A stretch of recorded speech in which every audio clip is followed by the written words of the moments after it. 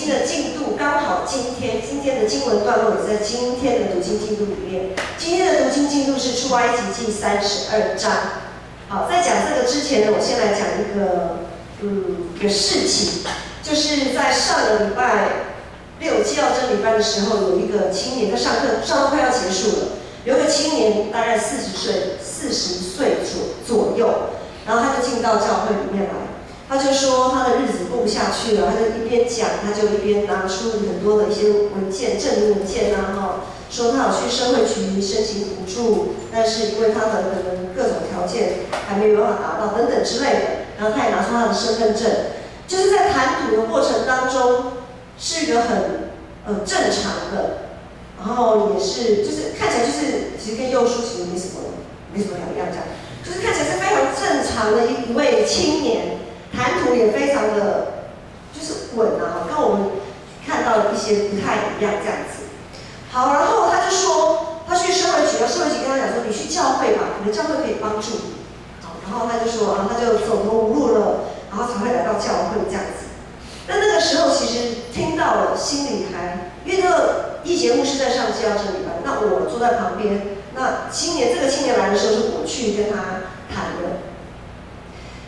那在那个时候，其实牧师还蛮难抉择的，那心里也是在祷告，就是到底怎么样？因为被骗过很多次，所以有的时候会觉得到底你是来骗的吗？还是你真的已经快要走不下去了？这样，很多时候我们会陷落在这种两难的抉择，特别是把上帝的名搬出来的时候，把上帝的教会搬出来的时候，我们在下决定的时候会更谨慎，会更小心。好，所以回到经文里面来，今天的32章的经文段落里面呢，我们来看3件事情。第一件事情就是当摩西，我们上个礼拜讲到摩西，上帝颁布10诫，对不对？上帝是面对着全以色列会众颁布10诫。当上帝颁布10诫的时候，西奈山上有雷轰、密云、闪电，让这些以色列人都吓得半死。有读经的话，就一定会看到这个段落哦，吓得全身发抖。然后他们就说：“上帝啊，你不要直接跟我们讲话，免得我们会死啊！”这样子。然后你跟摩西讲，你要讲什么？你跟摩西讲，然后由摩西转达，这样子就好，这样子就好。所以呢，上帝就怜悯他们哈，他们既然这么的胆怯，这么的胆小，好，那摩西你上来西奈山。接下来要说的一些条例啊，我们在20章的后半部，一直到23章结束，我们会看到很多的条例，对不对？好，然后所有的人就在山下等候，这一等就等了40天，差不多40天的时间过去了，哇，摩西怎么还不回来？他们等都没反应，就在这个时候，他们会很担心说，摩西是不是发生了什么事？他该不会被上帝击杀了吧？因为他们当初就是怕死嘛。怕死，所以说都丢给摩西嘛。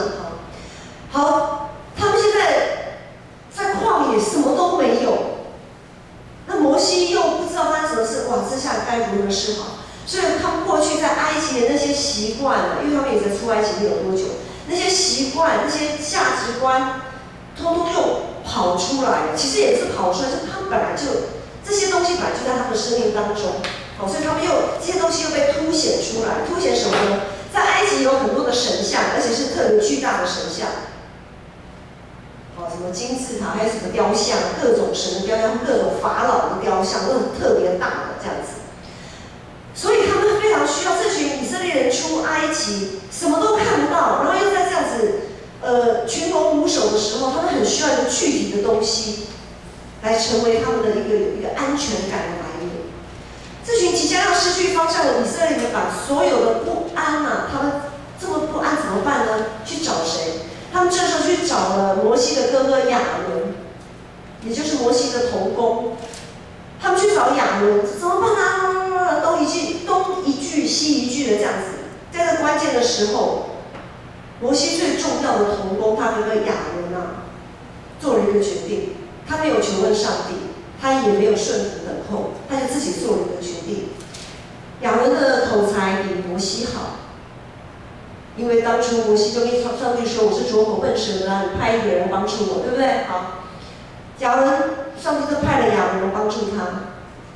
亚伦的口才才比摩西好，而且亚伦呢，在以色列百姓当中住的时间又这么的长，因为他一直都跟以色列人住在一起。摩西不是，摩西在40岁以前他在哪里？他在埃及王宫里面。40岁之后，他逃到缅甸，对不对？所以他其实很长时间都不跟以色列人在一起。他一出现在以色列人面前，就是干嘛？他带他们出埃及。所以亚伦这个时候，他到底为什么做这个决定呢？是因为他觉得他的口才比摩西好，然后他又长期在以色列人当中，又在出埃及10灾的过程当中，好像他站在摩西的旁边，感觉他也蛮有领袖魅力的。他在以色列里面应该也蛮有影响力的。亚伦，他到底是想要借此展现他是领袖的风范，来做这样子的决定，还是他实在抵不住众人在他面前这样子的一个众口铄金的这种压力？到底是什么原因？我们其实真的不知道。好，但是呢，有一个事情我们知道的是，亚伦主导了金牛犊事件。他让大家把金子通通拿来，然后呢，他还铸造、雕刻成一个金牛犊，然后要大家去拜这个牛犊，说这个金牛犊就是带我们出埃及的上帝。从这一段落我们来看，当我们决定跟上帝立约成为基督徒的那一个时刻，成圣的道路就此展开。在这条从我们立约跟受洗的那一天，或者是你坚信你的那一天开始，我们就要慢慢的在主里面，把我们的一些不合神心意的习惯跟价值观怎么样，慢慢的好像炼金子、炼银这样子，把这些杂质通通炼掉，通通拿掉。我们要不断的跟过去的那一些不好的、不合神心意的习惯、价值观拔河，在拔河的过程当中，我们是不是可以定睛在上帝的身上？只要我们能够定睛在上帝的身上，通常我们是会可以赢的。可是往往我们都会因为拔太久了，一路上成圣的道路很长我们的坚持力，我们的那种耐受性、抗压性，有的时候高高低低，没有办法持久。所以在过程中，很多时候我们会把自己当成上帝，会把自己当成偶像，会以自己的心意、自己的想法去行动、去做的时候，那我们就在上个礼拜所说的，我们就直接就犯了第一戒跟第二戒，因为上帝说，除我以外，你不可以别上帝，不可为自己雕刻偶像。可是往往我们自己就是那最大的偶像，特别是在现在充满挑战的一个世代，变化的速度非常的快，没有什么时间等你下决定。很多时候你要当机立断，马上下决定。可是呢，我们特别有的时候，上帝要我们等待，不要像这些以色列人无法等待，然后就自己看着办这样子。如今在这个大环境里面，很多事情也挑战我们对上帝的信心。特别是我们好像怎么祷告上帝都没有回应的时候，找工作啊，或者是身体不舒服生病的时候，怎么祷告上帝都没反应的时候，像以色列人在漫长的等待过程当中，我们对上帝的信心就很容易动摇，我们就很容易把我们的眼光从上帝挪开。再讲到那一位来到教会的青年，他好手好脚，其实整个人真的是很正常的一个人。他失去了人生的方向，他可能失落了被造的身份跟价值。他到底是来教会找出路的，或者是说他真的是来教会？他说他拿出一些证人说他有找工作，只是在这个求职的过程当中，他已经过不下去了。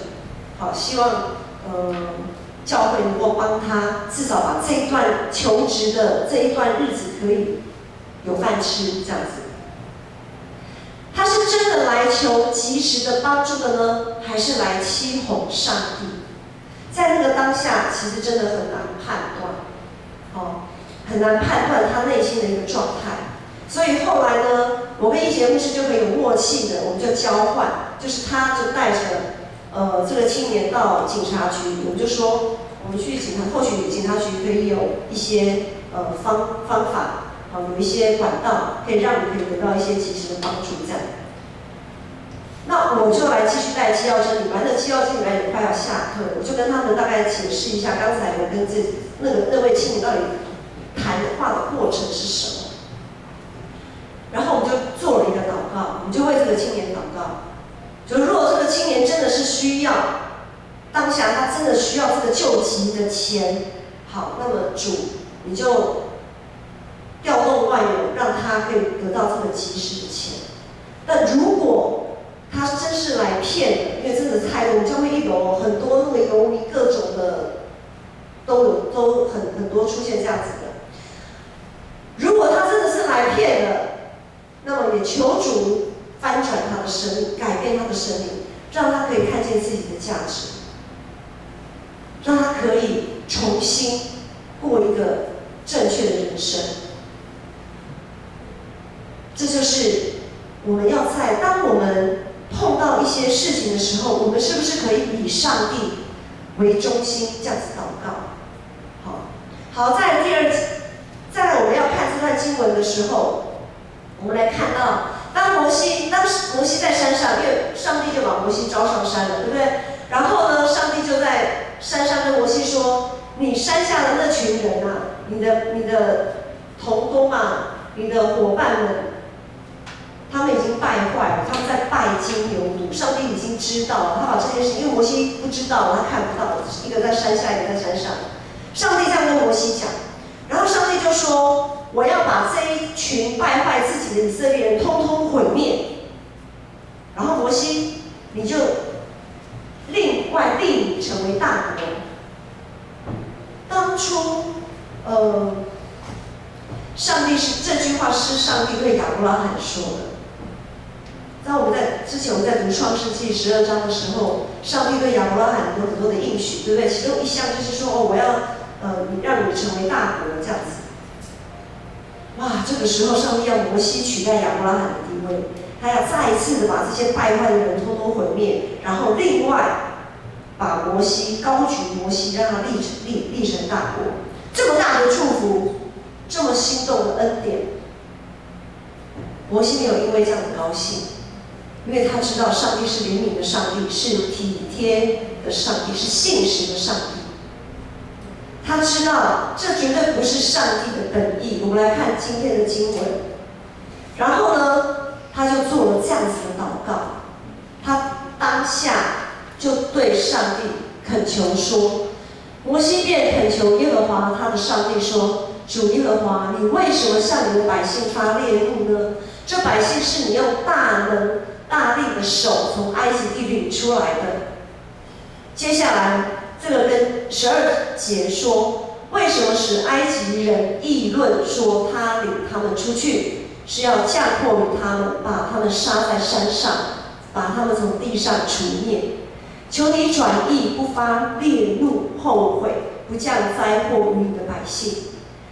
摩西会做这一段祷告，这12节这个祷告为的是什么？他的根据是什么？他做这段祷告是不想让上帝的名被污蔑啊！不要让上帝的名被那一些埃及人耻笑说：“啊，你看看你们在埃及待得好好的，你们跟着上帝出去，结果上帝把你们杀在山上，这在搞什么？你们的上帝很可笑，大费周章，就是为了在山上把你们杀死。”他为了不让上帝的名被污蔑，所以做了这样的祷告。然后我们看13节，他继续祷告说：“求你纪念你的仆人亚伯拉罕、以撒、以色列。你曾指着自己起誓说：我必使你们的后裔像天上的星那样多，并且我所应许的这全地必给你们的后裔，他们要永远承受为业。”他知道上帝是信实的上帝，他说到做到。他一旦应允了、答应了，而且都已经立约了，他就会做到。所以他是根据他这一句的祷告，是根据上帝的信实。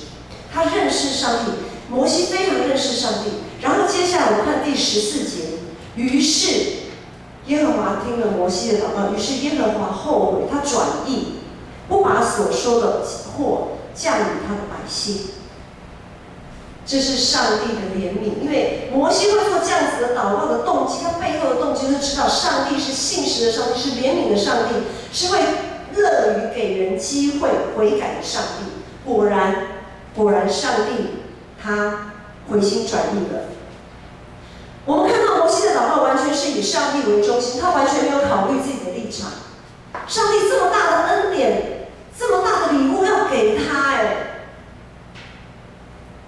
那些摇八叉的百姓，不要理他们，通通毁掉了，重新开始了，通通恩典，通通给你，我要给亚伯拉罕的，通通给你。哇，这么大的恩典！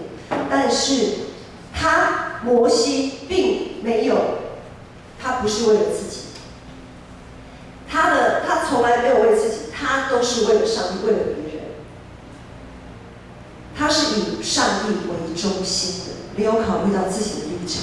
那我们呢？通常我们祷告的立场跟祷告的根据是什么？在上礼拜我讲十诫之后，我不知道大家是不是有警醒？我们比较多是为了自己来祷告，还是为了可以满足上帝的心意来祷告？当上帝给我们许多的恩典的时候，我们是不是可以说，我们是不是就好像乐不思蜀？哇，恩典好多好多，我自己好就好了，然后别人怎么样？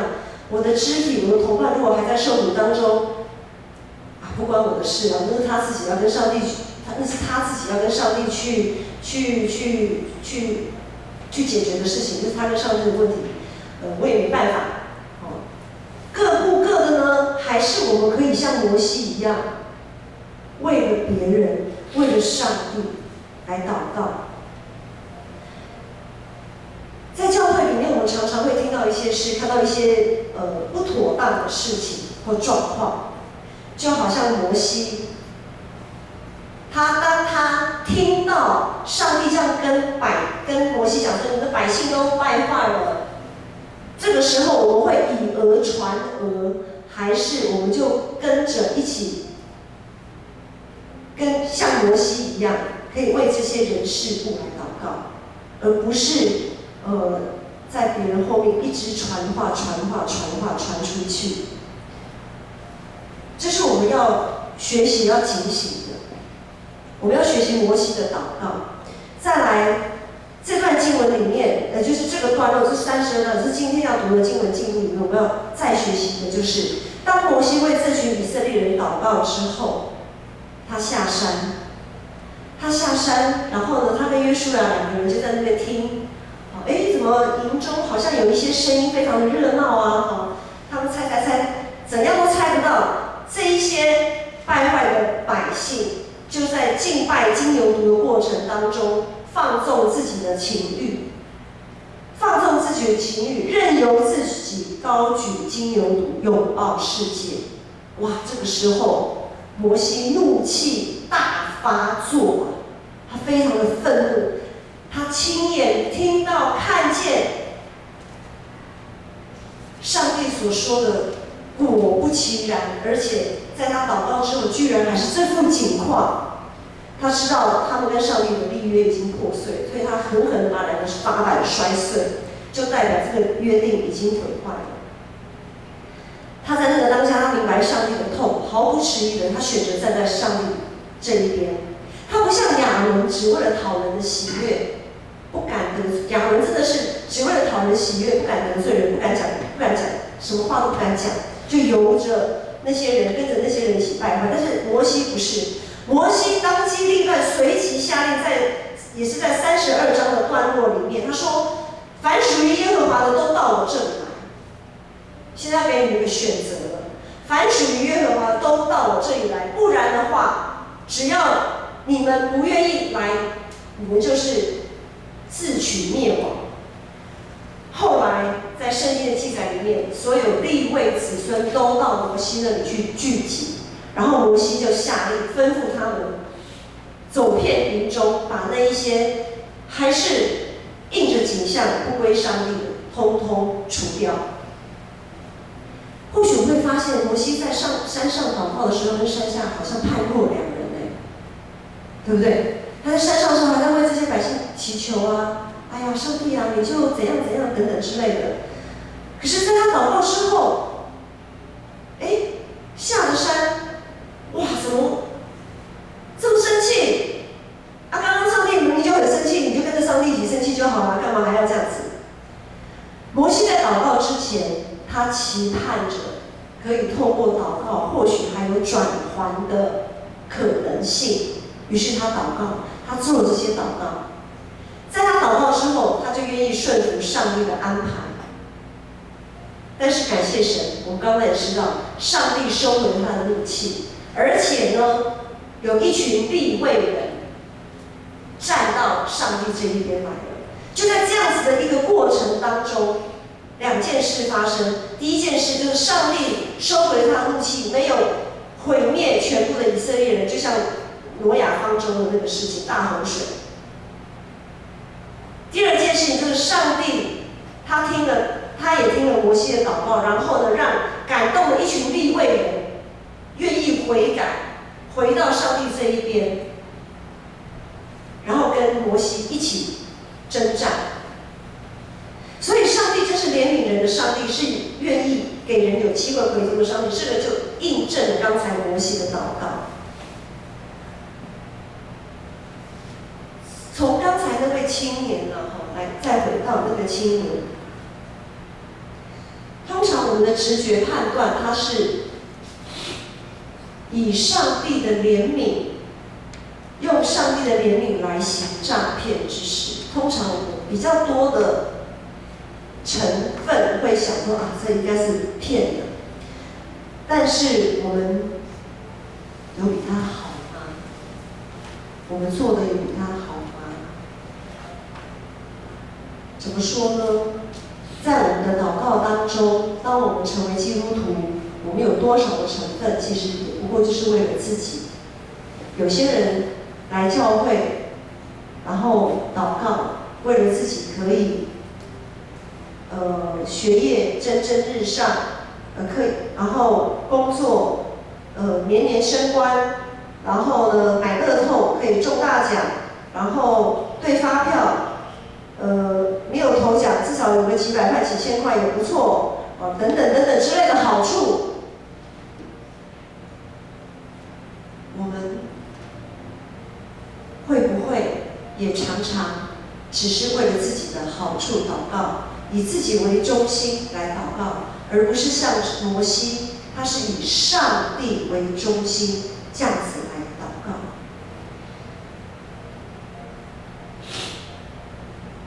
上帝的名被糟蹋，对我们来讲，我们会愤怒吗？别人如何，我们会在意吗？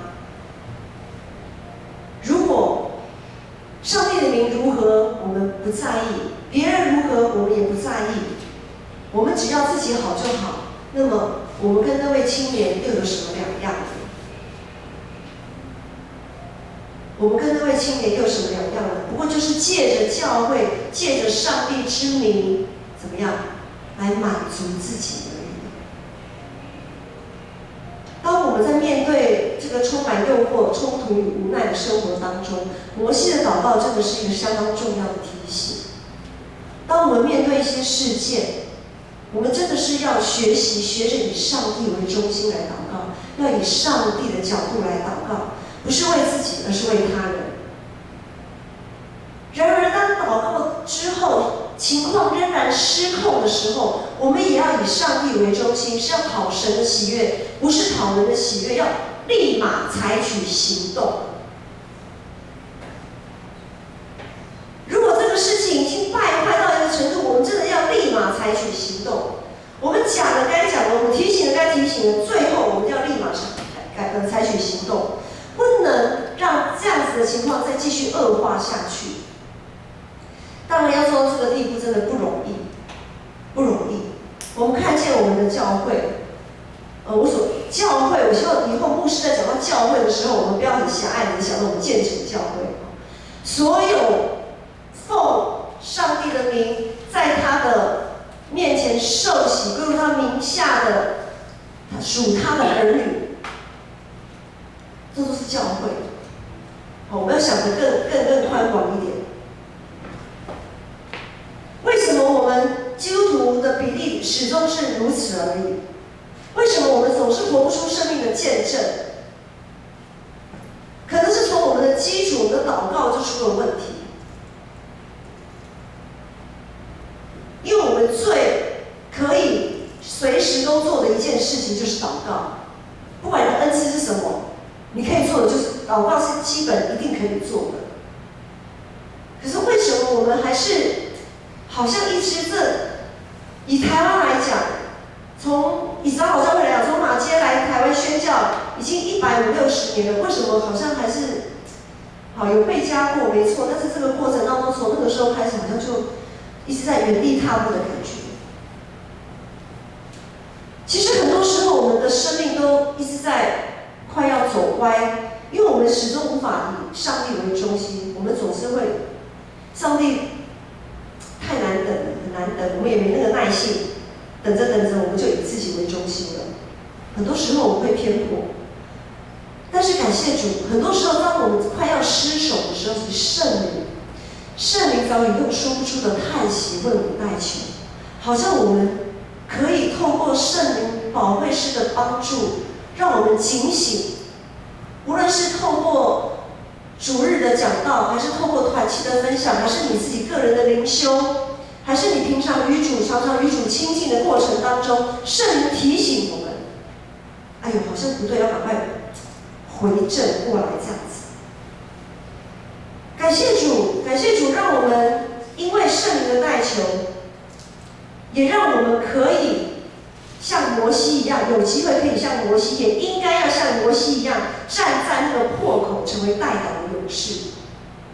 不是只要自己好就好了，而是我们身边的基督徒都好，然后再扩散出去，像那个涟漪一样，一直一圈一圈一圈往外扩散出去。就像我们今天读的新的诫命，如果我们彼此相爱，众人就会知道我们是耶稣的门徒。我们如果能够做到像摩西这么为上帝，这么爱上帝，这么敬神，然后又这么爱他的弟兄姐妹，这么爱人，我们如果能做到像摩西这样子，我相信上帝的国度不会只是如此而已。盼望我们都能够在每一次我们的读经，特别是今天上帝透过这段经文对我们所说的，